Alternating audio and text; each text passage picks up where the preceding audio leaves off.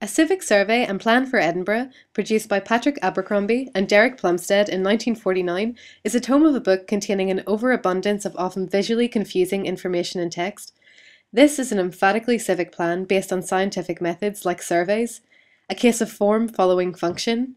Prepared for the Town Council of Edinburgh, the research was carried out by a network of informants from heads of council departments to the police to the Dean of Parks. As such, the plan focuses on Edinburgh, making little reference to its position as Scotland's capital. So what did it promise?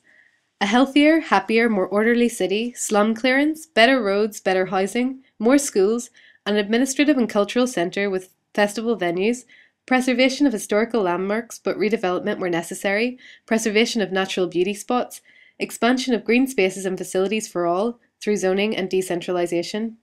Abercrombie gave these advisory plans a timescale of 50 years, however there were some elements which required immediate attention. The plans grew out of a number of socio-economic, political and historical factors on the heels of World War II, the Blitz, leading to, in Abercrombie's opinion, a tremendous impetus being given to crystallising original ideas about town planning. Post-World War II, the 1947 Land and Country Planning Scotland Act, brought in by the Labour government, this stipulated that each authority must produce a new survey and plan and gave councils more planning control by removing the dreaded compensation bogey.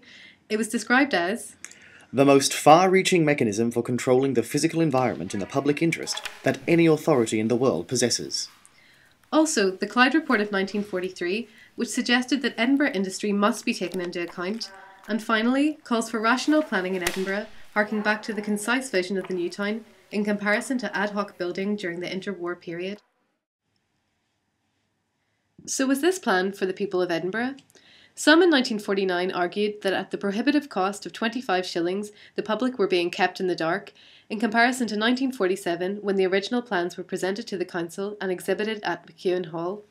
It was suggested that the public would not understand that the plans were merely advisory, an admission in itself that these plans might marginalise certain groups.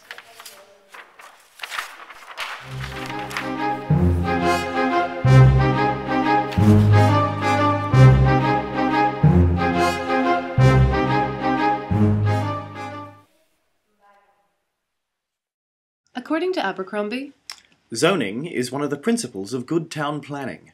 For example, zoning ensures that work, especially harmful industry, is separated from dwelling. The plan also suggests an amalgamation of the city's 63 districts into 7 larger community units with a broad range of facilities available within shorter distances.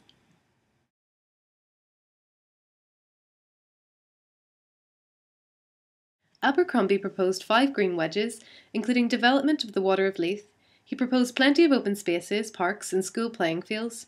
Assuming no increase in population, 10 acres of land should be available per 1,000 people, reduced to 4 acres in denser areas.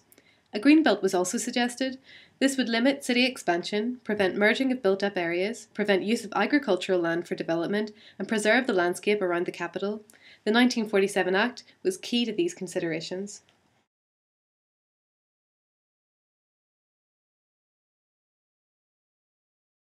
According to survey figures, 34% of the population were living in substandard conditions, particularly in densely populated areas.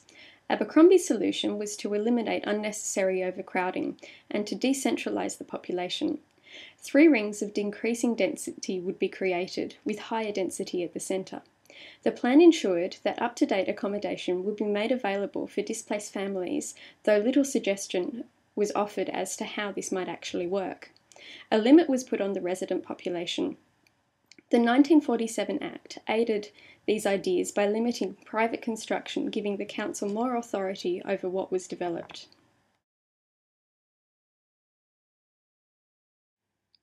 Three services were available in Edinburgh, including university, local authority, and independent schools. However, the new Education Act effectively rendered services of local authority schools out of date and called for the regrouping of university departments.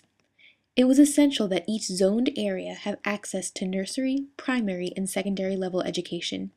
As a result of the decentralization, there is a marked increase in the quantity and spread of schools. A social element also crops up in the plans, with the hope that all income groups would be intermingled in terms of schooling.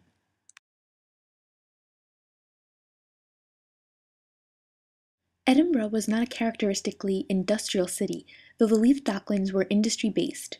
Most factories were scattered throughout the city. Abercrombie's industrial zoning would allow for the expansion of factories and separation of harmful industry from housing.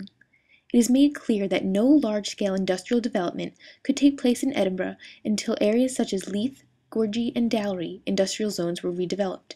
The zoning of separate industrial and residential areas presented the impetus for slum clearance and monumental change in Edinburgh.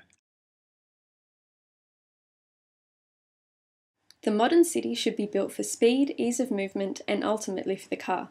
Abercrombie's redesign of the railways allowed for improved accessibility by road, with less land being bisected with rail lines. Zoning the city into residential, industrial, and commercial centres required a redevelopment of the transport system for ease of travel and goods movement. Rail transport was to be used primarily for industry. The Railway Improvement Scheme aimed to simplify the rail system and lessen the amount of rail lines required for good service.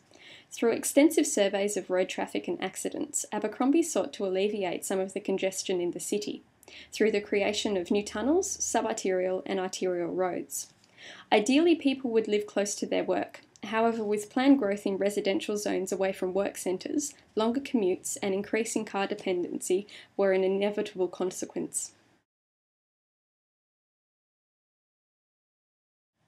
The plan was designed principally around containing urban sprawl, slum clearance, and zoning, for example, separating industry from dwelling.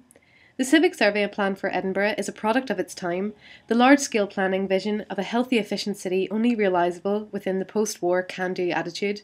The Lord Provost of Edinburgh hoped that these contemporary and fundamental principles which progressively found acceptance in all parts of the country would also be applied to Edinburgh.